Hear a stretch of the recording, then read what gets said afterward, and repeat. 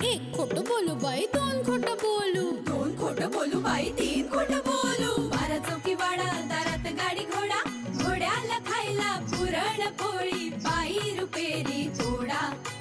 आडबाई आडोनी आडाच पाणी काढोनी, कळशी भरते सोन्याची सून थोरा मोठ्याची. असं सासर नको ग बाई, नाव नुसतं मोठं, नाव नुसतं मोठं, ज्याचं लक्षण बारी खोट. पैलमा गणेश देवा, माझा खेळ मांडला, करीन तुझी सेवा, करीन तुझी सेवा, मला हवा करतार, चंद्रपोळी चौकडीत माझा संसार. 3 दगडांची चूल फुंकले निखारे, मुठभर जोंधळात सुख माझे सारे. नांदा सौख्य भरे, नांदा सौख्य भरे, नांदा सौख्य भरे, नांदा सौख्य भरे.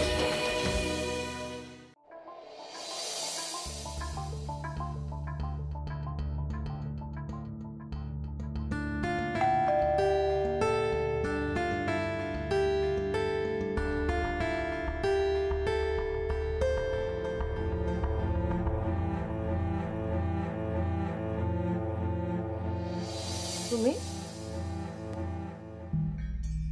दुसरं कोणी येतं का तुझ्या घरात? काय काम आहे? ते दारातच बोलू, घरात बोलवशील की नाही? हा ग बाई ग, काय ग हे? हा हे कसलं ग घर तुझं? कसला पसारा? बरं नाही का तुला? झालं, माझ्या घराचं निरीक्षण करून झालं असेल तर काय काम आहे बोला. हे घर आहे? हे घर म्हणतेस तू याला? अगो बाई, 4 भिंती आणि छप्पर म्हणजे घर नसतं, त्यात जीव ओतावा लागतो.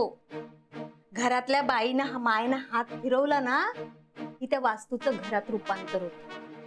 ही खोली आहे तुझी, काय काम आहे बोला आणि निघालो. तेच बोलायला आले, तेच बोलायला आले. तिथूनच सुरुवात करते मी.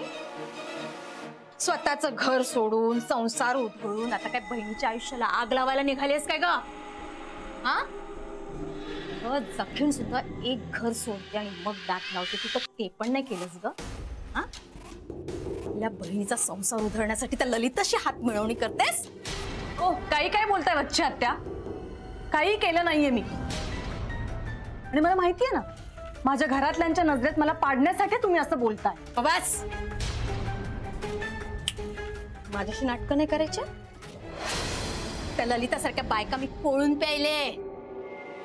तू कोण ग? आज भुईतून उगवली नाहीयेस. माझ्याशी नाटकं करायची नाही, वच्ची आत्याशी नाटकं करायची नाही, लक्षात ठेव. कसली नाटकं केली मी? कसली नाटकं केलीस? त्या ललिताला तू भेटलीस, मी माझ्या डोळ्यांनी पाहिलं. तुला विचारलं तेव्हा कुठे, आम्ही नाही भेटलो असं म्हणून पार पाडलंस ते. आणि ललिताला विचारायला गेली तेव्हा तिने पण तिसरीच थुकपट्टी लावली. मूर्ख समजता का ग बायका तुम्ही मला? नंतर त्या स्वानंदीच्या क्लासला गेलीस, बरोबर ललिताने त्याच वेळेला नीलला तिथे पाठवलं. नीलने तुम्हा दोघींना बोलताना बघितलं, तो पोरगा भडकला आणि त्याने स्वानंदीशी भांडण उकरून काढलं. कसली हो ही? कसली स्टोरी बनवून सांगताय मला? स्टोरी नाहीये ही, खरी गोष्ट. तू मान्य नाही करणार, पण बयो एक लक्षात ठेव, स्वानंदीला बर्बाद करण्यासाठी जी दोरी तू हातात धरली आहेस ना, ती दोरी नाहीये, नागिण आहे, नागिण. ती आधी पण तुला ढसली आहे आणि यापुढे तुला कधी ढसेल याचा नेम नाही. त्या बाईने तुला अनेक वेळा वापरलंय आणि याही पुढे वापरणार आहे आणि दुधात पडलेल्या माशीसारखं फेकून देणार आहे. इंद्रनीलने सगळं सांगितलंय मला. काकू, एक रिक्वेस्ट आहे, प्लीज यातलं माझ्या आई बाबांना काही सांगू नका, नाहीतर मला ते अमेरिकेला नाही पाठवणार. पण तुलाही माझी एक अट मान्य करावी लागेल. सांगा ना, मी तुमच्यासाठी काही करायला तयार आहे. अगं तू काय करणार माझ्यासाठी?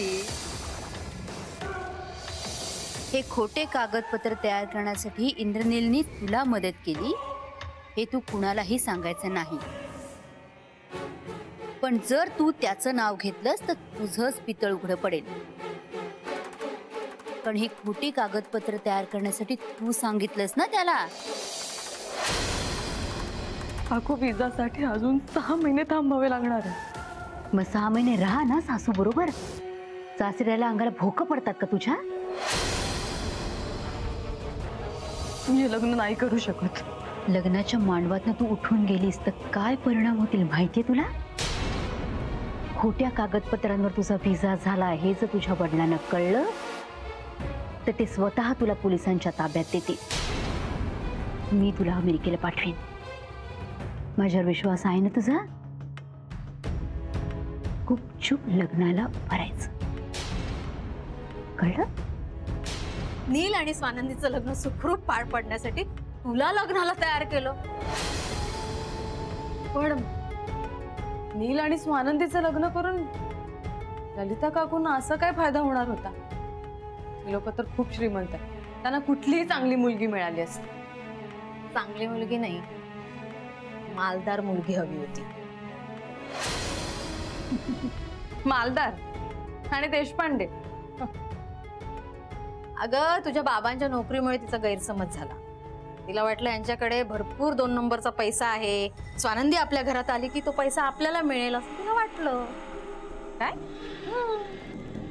पण लग्नानंतर ललिताबाईंचा भ्रमनिरास झाला आणि जेव्हा तिला कळलं की या स्वानंदीपासून आपल्याला काहीही मिळणार नाही, नीलला बरोबर स्वानंदीपासून दूर करण्याचा प्रयत्न तिने सुरू केला. आणि तिच्या ह्या कामामध्ये तू तू तिची सख्खी बहीण तिला मदत करतेस काय? अच्छा त्या तुम्ही इथे माझ्या खोलीत माझ्यासाठी आले की स्वानंदीसाठी? हा संपदा, मला दोघींची काळजी. विश्वास ठेव नको ठेवस. तुझी आजी मला मुलगी मानते. मी आत्या आहे ग तुम्हा मुलींची. पण स्वानंदीची मला खरंच काळजी नाही. समजूतदार आहे माझी पोर. मी आहे तिच्या पाठीशी. तिच्या आई बाबांचे आशीर्वाद आहे तिच्या पाठीशी. आणि मुख्य म्हणजे तिचा नवरा नील, त्याचं खूप प्रेम आहे तिच्यावर. कारण ती तू आहेस बाळा. त्या ललिताच्या नादाला लागलीस, तिच्या जाळ्यात ओढली गेलीस, तू करंटी आहेस. हे सगळं तुम्ही इतक्या खात्रीने कसं सांगू शकता हो? अजून किती पुरावे पाहिजे तुला? ढीगभर पुरावे उभे केले, अजून किती पुरावे पाहिजे तुला? तू स्वानंदीचा द्वेष करते हे हळदी कुंकवाच्या दिवशीच त्या बाईने हेरलो आणि बरोबर स्वतःच्या जाळ्यात ओढलं तुला. वा, एक लक्षात ठेव संपदा, तुझ्यासारख्या आणि ललितासारख्या 100 बायका जरी एकत्र आल्या ना तरी नील आणि स्वानंदीचं काही बिघडू शकत नाही. म्हणजे नील आणि स्वानंदीचं भांडण मिटावं म्हणून तुम्ही इथे माझ्या घरात आलाय? वेडी आहेस. त्यांच्यात भांडण नाहीच आहे म्हणून. ते चहाच्या पेल्यातलं वादळ आहे ग. वाफ निवली की भांडण मिटलं. प्रॉब्लेम तुझा आहे बाळा. महेश सारखा चांगला मुलगा सोडून दिलास ग तू आणि या खुराड्यात येऊन बसलीस, कोंडून घेतलं स्वतःला. काढ काढ डोळ्यावरचा चष्मा काढ, त्या ललिताचा काढ आणि स्वच्छ नजरेने बघ जरा आजूबाजूला. सोड तिचा नाच, सोड ग बायो, तिचा नाच सोड. आत्या, उगाच माझ्यावर काही आरोप करू नका. संपदा, हा आरोप आहे की मनापासून बोलते? त्याचा जरा प्रामाणिकपणे विचार कर ग.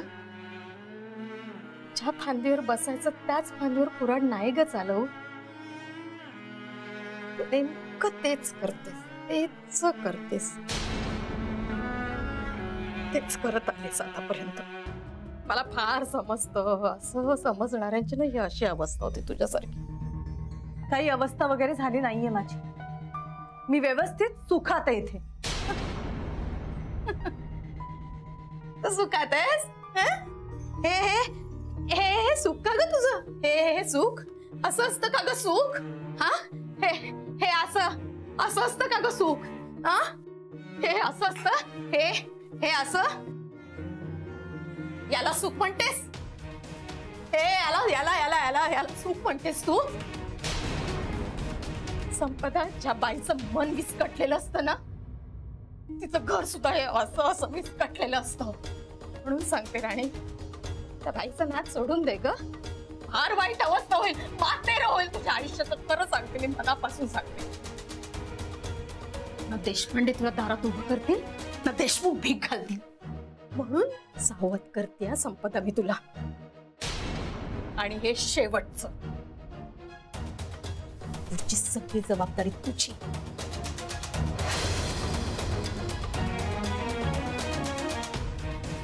आणि एक गोष्ट,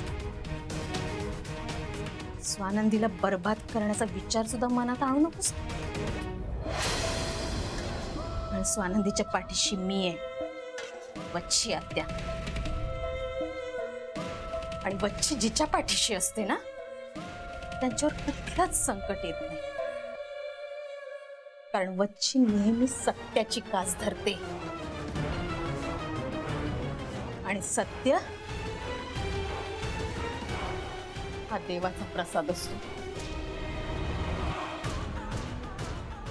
कळलं?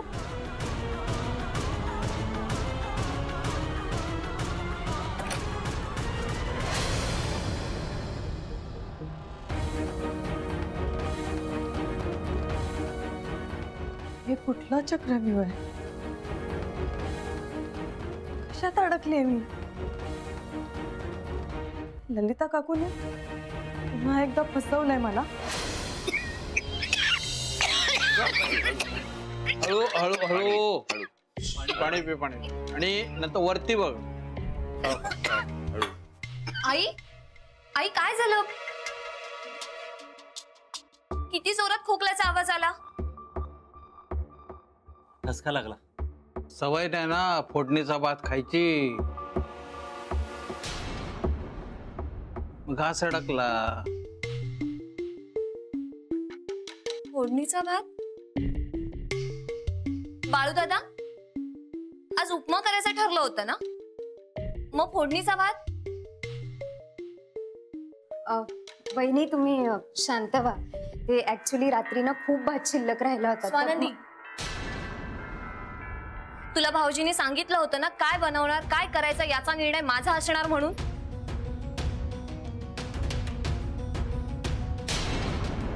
हो, पण भात वाया गेला असता. कमाल करतेस हा स्वानंदी. अगं एवढी शिकलेली आहेस तू, तरीही तुला माहित नाहीये आजारपणातून उठलेल्या माणसाला शिळं अन्न द्यायचं नसतं. तरीही तू रात्रभर फ्रीज मध्ये ठेवलेला भात आईंना खायला दिलास. वहिनी तसं नाही, खूप भात होता. आपण जेवताना नसता खाल्ला. नसताच खाल्ला. आपल्या घरात शिळं अन्न खाल्लं जात नाही, तुझ्या घरी खाल्लं जात असेल.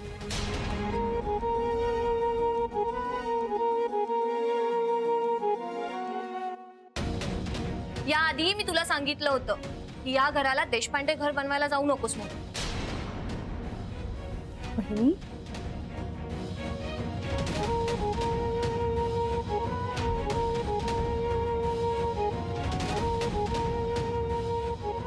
वहिनी प्लीज, माझ्या घरी चांगलं जेवण असते. मी त्याबद्दल काहीच म्हणत नाही.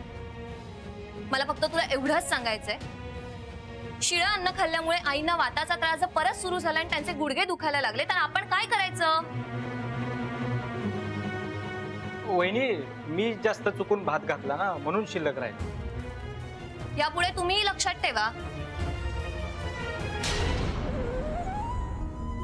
निलिमा ग बास, किती बोलतीयस? आणि घरासाठीच करते ना ती सगळं.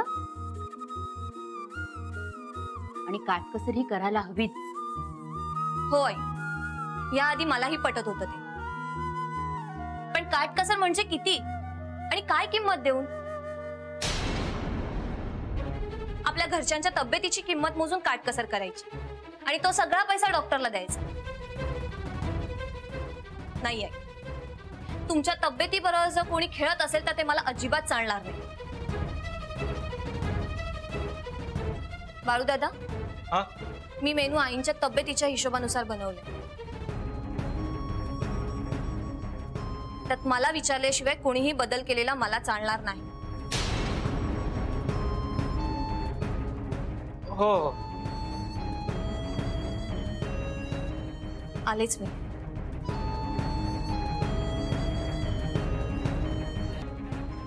काय झालं हिला, म्हणजे अशी कशी बोलायला लागली तेच कळत नाही. मलाही तेच आश्चर्य वाटते. मी या आधी वहिनीला कधी एवढं चिडून बोलताना बघितलं नाही. सांगण्याची पद्धत चुकली तिची, पण मुद्दा बरोबर आहे तिचा. म्हणजे अन्न वाया जाता कामा नये आई. भाऊ दादा, हा? इथून पुढे गरजे इतकंच बनवत जा. अन्न नको वाया जायला. काय पुरे पुरे आता हा विषय का सगळेजण तिच्या मागे लागताय? अरे कितीतरी दिवसांनी तिच्या चेहऱ्यावर हसणं दिसतंय मला. हसणं विसरूनच गेली होती ती मुलगी. पण हा चमत्कार झाला कसा काय रे इंद्रनील? तुझा राग गेला कसा? तू आनंदीने फोन केला असेल त्याला. तिला कुठे राहवत आहे त्याच्याशिवाय, आणि त्याला तरी कुठे राहवत आहे? नाही, मी फोन केला होता पण हे नीट बोललेच नाहीत माझ्याशी. काय रे, राग गेला कसा तुझा? काय वच्ची मावशींच्यामुळे. वा, त्या भेटल्या होत्या मला.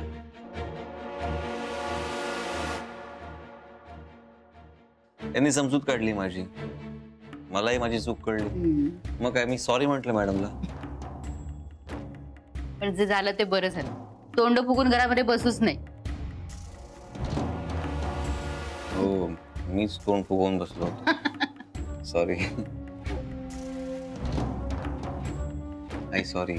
माझ्यामुळे तुझं टेन्शन वाढलं. नाही रे, तुम्ही सगळेजण खुश आहात ना, तर मीही खुश.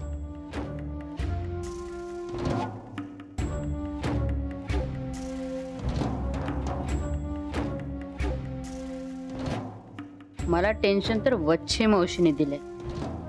त्यांचा काहीतरी बंदोबस्त करावा लागेल.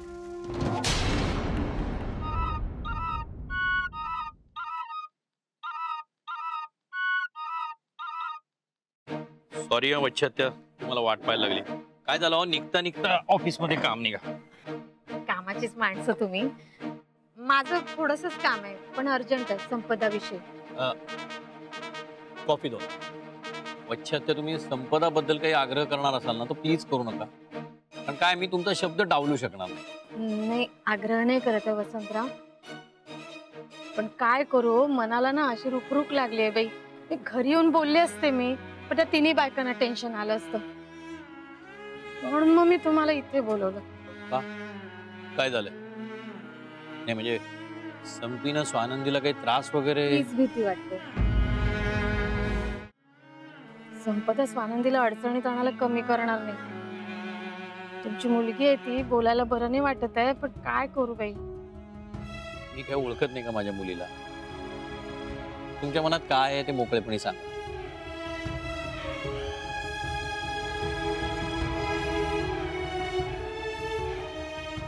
बोला.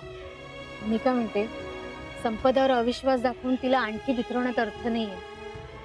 त्याचा त्रास ना स्वानंदीलाच होणार आहे. अहो, मला काही कळत नाही का काय, या संपदेच्या मनात स्वानंदीबद्दल इतका विखार साठून राहिला ना, कधी कधी भीती वाटते की ही स्वानंदीच्या आयुष्यात, संसारात काही नसती विघ्न आणेल का काय. हो ना. मग मला असं माझ्या डोक्यात आलं की संपदा जे काही दाखवते ना, मी सुधारले मी सुधारले, तर आपण एक छोटीशी परीक्षा घेऊया ना तिची. परीक्षा घेणार म्हणजे काय करणार तुम्ही? म्हणजे काय करायचं माहितीये का, आपण संपदा. एक एक एक. हॅलो, हा बोलतोय. का, काय झालं? तुम्हाला एक तास सुद्धा सांभाळता येत नाही का? हा ठीक आहे, नाही मी पोचतो लगेच.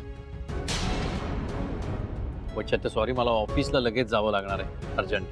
Waiter, bill. जा तुम्ही, मी संध्याकाळी येते घरी. बर. हा, मग बोलू आपण. मला काय म्हणायचं माहिती वसंतराव, आपल्याला ना संपदाला वेळीच थांबायला हवं. स्वानंदी बद्दलचा इतका द्वेष भरलाय ना संपदाच्या मनात, तिला परत आणायचं म्हटलं तर आपल्याला आणणं कठीण होईल हा. बर मी निघतो प्लीज. हो येते मी संध्याकाळी.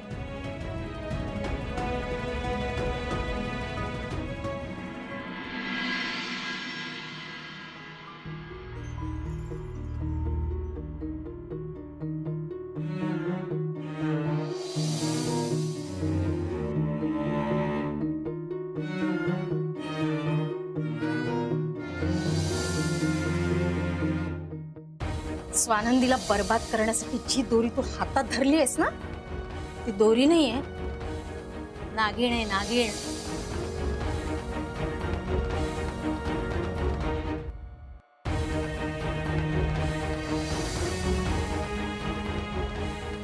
ती आधी पण तुला ढसली आहे आणि यापुढे तुला कधी ढसेल याचा नेम नाही.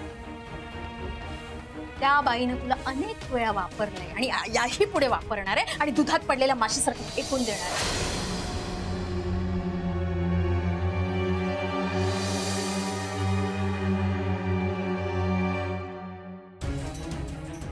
बच्ची आत्या बरोबर बोलतात.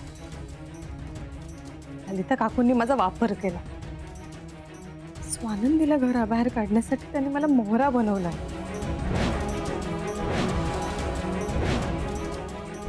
ललिता काकू खरं बोलत होत्या. कोणावर विश्वास ठेवू, कोणाचं बोलणं खरं मानू काहीच कळत नाही. काय करू, कोणाचं ऐकू.